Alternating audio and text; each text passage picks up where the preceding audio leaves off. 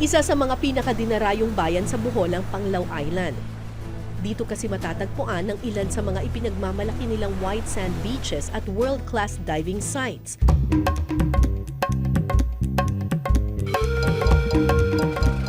Kapag nasa Panglao ka raw, hindi dapat palagpasin ng island hopping.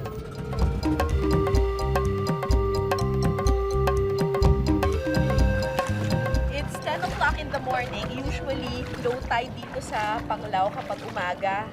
Kaya ayan, ang baba ng tubig.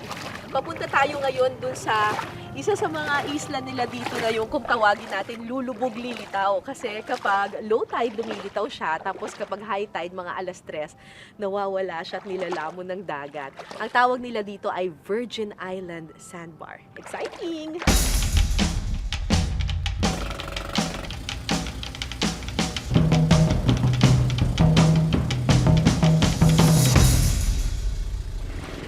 So, nakarating na tayo dito sa tinatawag nilang Virgin Island. Ang sabi sa amin ng mga locals, ang tawag daw talaga dito ay Balut Sandbar. Pero dahil nung pinuntahan daw ito ng mga turista tapos wala raw talagang any structures dito, talagang ginawa na nila, tinawag nila itong Virgin Island kasi wala daw talagang nakakatapak dito noon.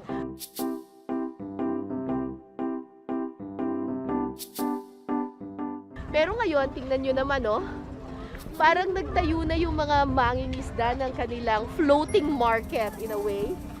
Kung ano-ano yung mga binibenta na mga talagang nakuha pa mula sa dagat. I'm sure fresh na fresh ito. Ay, tuyong to! Tama po ba? Tuyom?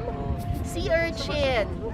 Si tuyong pag sa ilalim talagang malalaki yung mahahaba yung mga tinik niya. Tapos delikado yan kapag natusok ka, yung iba nilalagnat. Tapos ito yung mas safe ng konti kasi hindi masyadong nakakatusok. Maratang-tang ang tawag nito sa mga taga-Bulinaw. Anong tawag ninyo dito?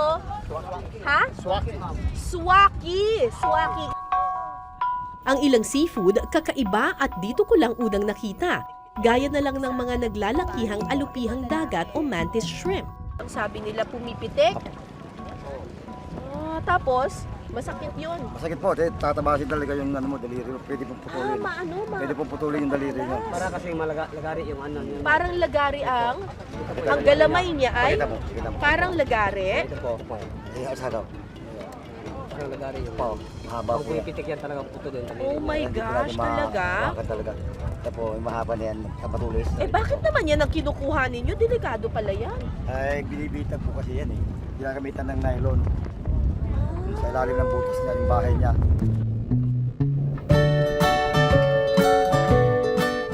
So, itong lugar na ito, yung mga mangingisda mismo, nag-set up na talaga sila ng lugar para hindi na kailangan pumunta pa sa palengke or magbenta doon sa mga malalaking mga markets. Dito na mismo, fresh na fresh, pwede kang makabili ng mga, wow, mga laman dagat.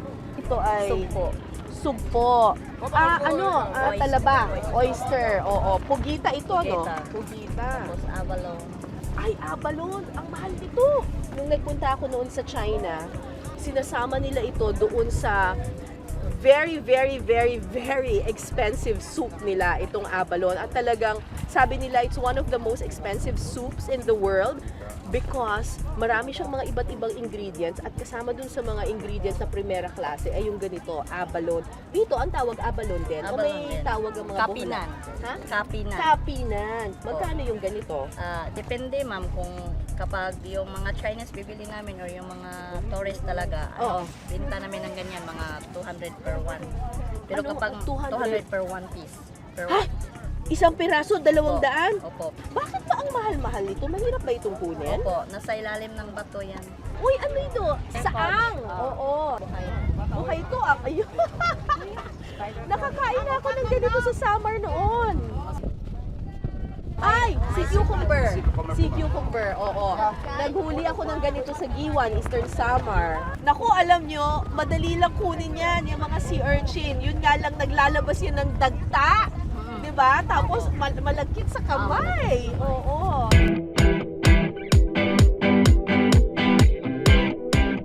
Dati nagsimula sila, 1, 2, 3 mangingisda lang na nagbebenta. Ngayon tingnan nyo, More than 50 na mga mangingisda ang nagpupunta dito at dinadayo na rin sila ngayon ng turista. Talaga namang dito, sigurado ka na fresh yung makakain mo na seafood. Excited na akong tumikim!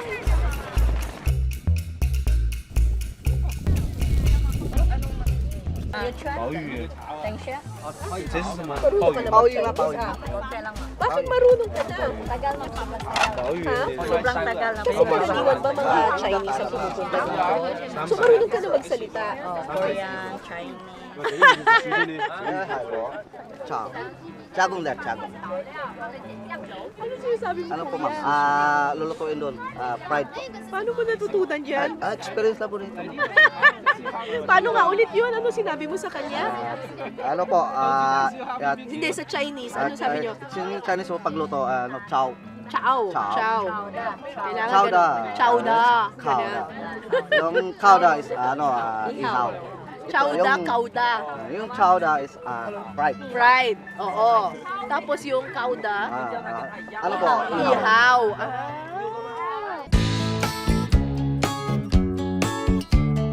Siyempre, dahil turista ang peg ko ngayon, hindi ko na pinalagpas ang pagkakataong matikman ang ilan sa mga ipinagmamalaki nilang seafood recipes. First on the list, fried rice abalone. Pakukuluan muna hanggang lumambot ang fresh abalone o kapinan. Saka tatanggalan ng shell at lilinisan ng bituka o laman loob nito.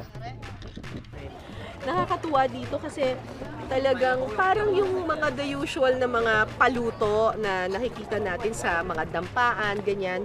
Makeshift lahat. Nandito na lahat ng mga ingredients nila tapos niluluto lang nila dun sa uling. ihiwa natin Hihiwain. Igigisa muna ang luya, kamatis, bawang at sili. Saka ilalagay ang hiniwang abalone. Pag nagluto ka ng pusit na hindi pwedeng masyadong matagal kasi titigas, pwede ko to matatagalin okay marami lalambot siya lalambot siya habang tumatagal. hindi katulad sa puset Oo. matagal Titimplahan ng chili powder, pampalasa, ground pepper at black pepper powder. At dadagdagan ng kaunting toyo. Tapos lalagyan ng kanin. Pero pwede rin walang kanin. Pwede rin ganun lang. Isa. isa lang Ang tawag nyo doon sisig. opo Kapag gusto mo marami kayong makatikim ng abalone, ihalo nyo siya sa kanin parang fried rice.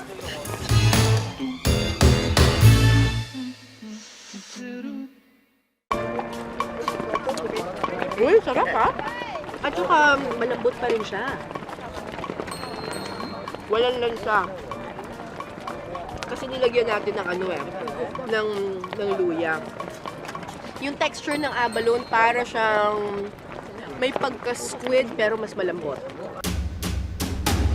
Kung ang hanap nyo naman ay medyo challenging sa panlasa, pwede naman daw ihain ang abalone sa ibang paraan. Ang version ni Aling Lorna, stir-fried abalone with chili and garlic. Sabay-sabay na igigisa ang pinaghalong carrot, sibuyas, bawang at hiniwang siling berde. Lalagyan ng chili sauce at hot sauce. Kaunting gisapap. Presto! Ready to serve na ang stir-fried abalone with chili and garlic. Bukod sa abalone, pwede ring tikman ang kanilang sariwang huling mga swaki o sea urchins. Yan, ang ganda. Actually, mas maraming taba ata ang maratangtang o ang swaki kesa sa sa tuyo. Mas mahirap kuhaan ng tuyo eh. Kung napakamahal ito sa mga Japanese restaurants. Ako kinakain ko lang ng ganito eh. Magkano benta niyo sa ganito? pera-peraso po ma'am 20 lang, 20. 20 per piraso. Mahal na rin ah. Kung di nyo carry kumain ng fresh sea urchins, ang sarap nito pwede pa ring namnamin sa sinangag with sea urchins. So ito po, may carrots, may bell pepper, onions, at saka garlic. Oo. Saka may sili. So parang lang siya, stir-fried lang. Marami dun sa mga lutong Chinese, stir-fried siya talaga. So kailangan mainit na mainit yung kawali mo para hindi magtubig kaagad yung ingredients. So nilagay na natin yung sea urchins. Tapos kanin lang. Actually, yung sea urchins, kahit na konting luto lang yan, okay na siguro no? Dahil kinakain nga yan ng hindi niluluto. Meron siyang very milky flavor. Parang aligi rice yung peg nito. Lalagyan ng chili sauce at hot sauce.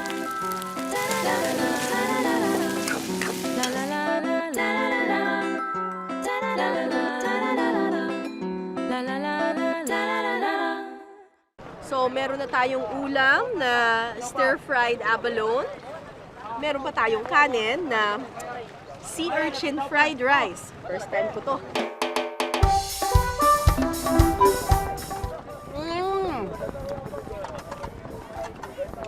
Ang anghang! Nilagyan niya ng chili sauce. So, parang ang nangingibabaw sa kanya yung parang yung lasa ng chili. Yung pagkakaluto dun sa abalone, saktong-sakto lang. It's still very tender, hindi siya rubbery. So, yeah. Parang may pagka-sweet and sour ata yung chili sauce na nilagay niya.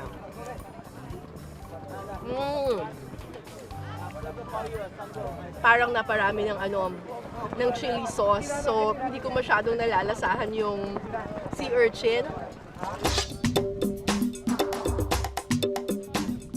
Ilang minuto pa, unti-unting kumapal ang dami ng tao sa sandbar.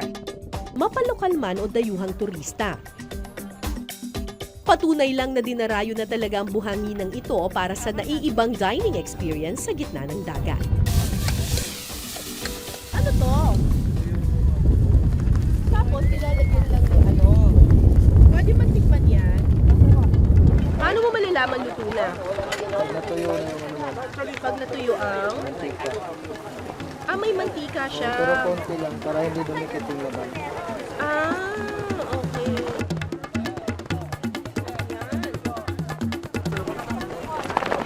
Uy, mas madali na siyang kunin.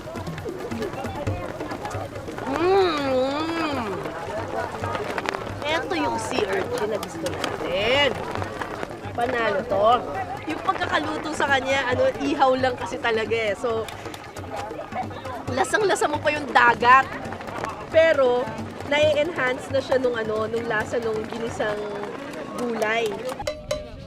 Bukod sa sea urchins, abalone, hipon at pusit, meron din silang itinitindang pugita at spider seashell o mas kilala sa tawag na saang. Yes, ma'am. Magkano ang saang? 50 lang, ma'am. Sige. Ihaw lang talaga luto nito. Oh, yes, ma'am. Ihaw, ma'am. Ano yan nilalagay mo? Mantika lang? Hindi, may sauce ma'am. May kalamansi, tuyo. Tapos may oyster po ma'am, sauce. Oyster sauce? Ah. Oo. Ano? Ayan, pag ubos ang tubig niya ma'am, luto na yan. Yung mismo tubig niya ma'am, luto sa kanya. Yung mismo yung tubig niya. Nakakatuwa yung pagluluto nitong saang kasi parang may sarili na siyang palayok. Tubig, Di ba? Ito na yung lutuan mo mismo, yung kanyang mismong shell, tapos may tubig siya sa loob. Iluluto mo talaga yung laman doon mismo sa sarili niyang tubig. Yun. Ben,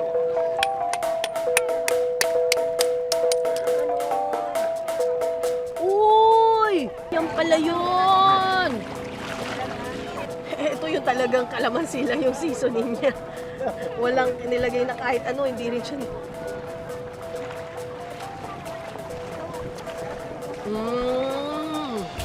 Parang mas masarap siya na meron toyo.